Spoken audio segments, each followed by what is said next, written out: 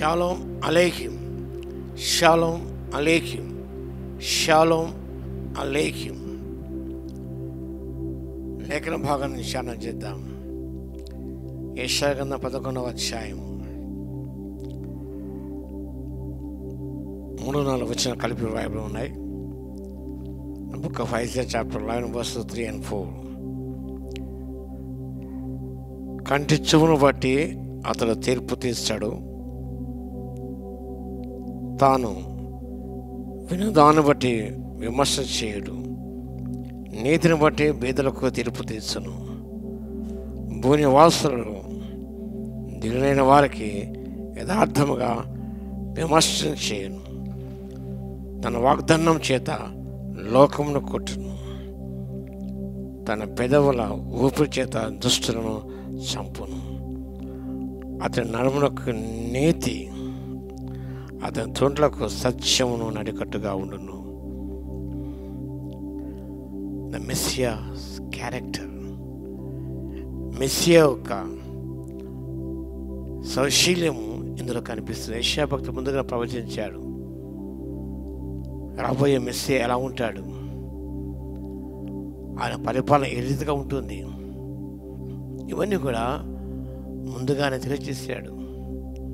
ఆయన ఆశ్చర్యకరుడని, ఆలోచనకర్త, బలవంతుల దేవుడు, నిత్యుడకు తండ్రి, సమాధానకర్త, అధిపతి అని అతని పేరు పెట్టబడునని ముందుగానే తెలిపించాడు, ప్రవచించాడు. ఆ ప్రభు యొక్క పరిపాలన గురించి చక్కగా వ్రాయబడి ఉన్నది.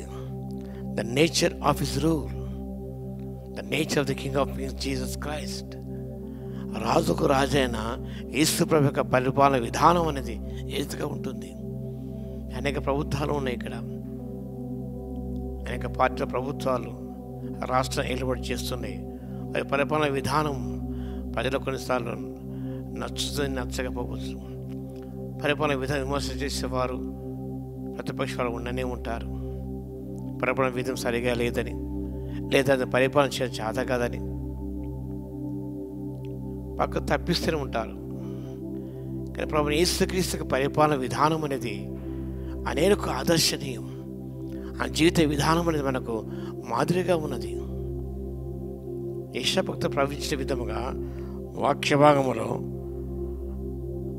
కంటి చూపును బట్టి అతడు తీర్పు తీర్చడు అనే జడ్జిమెంట్స్ అనేది చాలా ఆశ్చర్యతగా ఉంటాయి. కంటి చూపును బట్టి ఆయన తీర్పు తెచ్చే దేవుడు కాదు. ఇది కమింగ్ యాజ్ జడ్జ్. ఆయన న్యాయాధిపతిగా రానే ఉన్నాడు. యాకోబు భక్తుడు రాశాడు, the judge is standing at the door. న్యాయాధిపతి వాకిట నిలిచి ఉన్నాడు. మన న్యాయాధిపతి యేసుక్రీస్తు ప్రభు, న్యాయం తీర్చే దేవుడు ఆయన. విశ్వాసులందరూ కూడా ఆ న్యాయపీఠంలో ప్రత్యక్షం కావాలి. పౌలు కొన్ని సంఘానికి రాస్తూ 2వ పత్రిక 5వ అధ్యాయము 10వ వచనంలో సారాంశం అదే మనకు కనిపిస్తున్నది. దేహముతో జరిగించేటువంటి ఫలమును ప్రతి వాడును పొందినట్టు మనమందరం కూడా క్రీస్తు యొక్క న్యాయపీఠం ప్రత్యక్షం కావాలని పౌలు తనను కలుపుకున్నాడు. ఇది విశ్వాస తీర్పు. ఇది not for condemnation but for commendation from the king of Kings.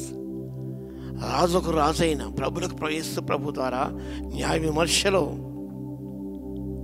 ఆయన న్యాయం తెచ్చి దేవుడే ఉన్నాడు. ఇప్పుడు జడ్జ్ రైచియస్లీ అని యథార్థముగా నైతికముగా తీర్పు తెచ్చి దేవుడే ఉన్నాడు. ప్రతి నిశ్చితంగా పరిశీలించి ఆయన బహుమానించే దేవుడే ఉన్నాడు.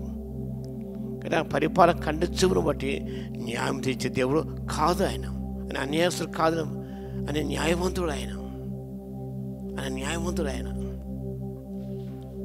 What ever does is right, ఏ చేస్తే సరైన జరిగిస్తాడు ఆయన. మన విషయం గమనించే వాక్య భాగంలో ఆయన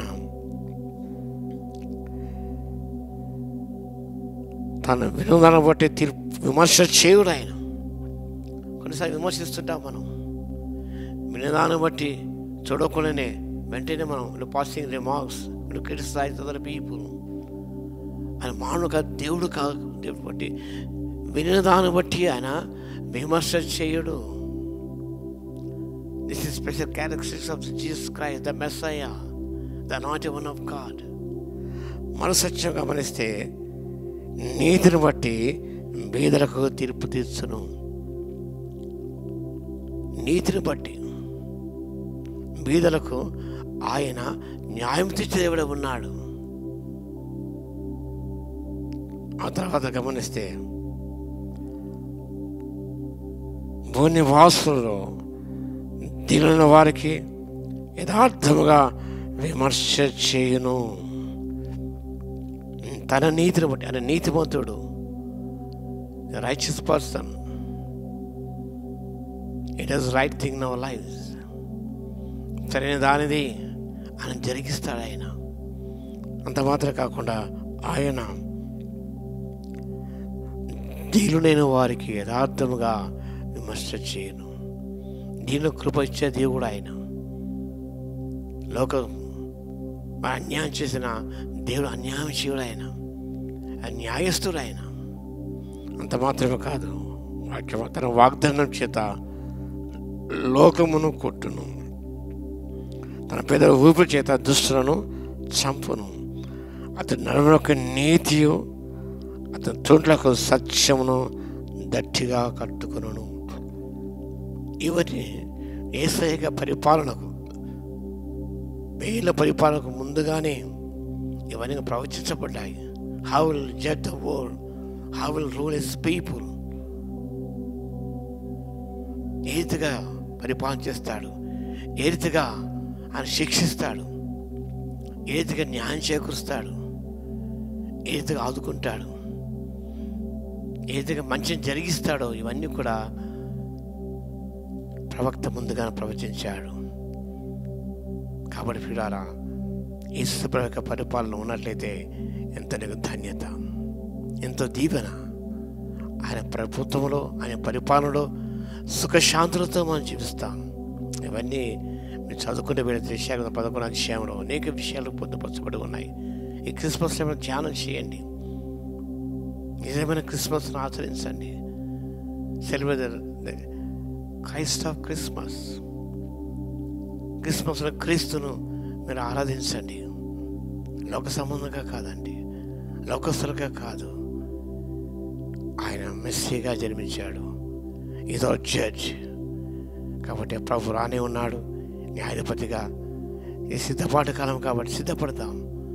మా క్రియలు దేవుని శరీరం లేవేమో కాబట్టి పరీక్షించుకొని అవి సంపూర్ణంగా కనపడడానికి న్యాయ విమర్శనం నిలబడి మనం ప్రభుదాగా బలానంగా మంచి దాసుడాన్ని ప్రశంసించబడ్డానికి పరిశుద్ధాత్మ దేవుడు కృపను దయచిన గాక. Wish you all a merry Christmas and Christ centre happy new year. ప్రార్థన చేద్దాం. మా గరుడ యేసయ్య మీకు వందనాలు స్తుతిస్తోతారు నాయన.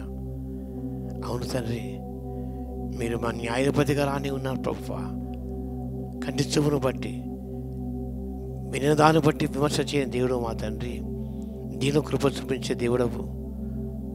న్యాయ విమర్శ నిలబడిన మా తండ్రి నైనా, మా జీవితం పరీక్షించబడిన మా తండ్రి, నిలబడే విధముగా తండ్రి మా క్రియలన్నీ మీరు సంపూర్ణమైన కనపడే విధముగా జీవించిన కృప దయచేవలసిగా విజ్ఞాపన చేస్తున్నాం.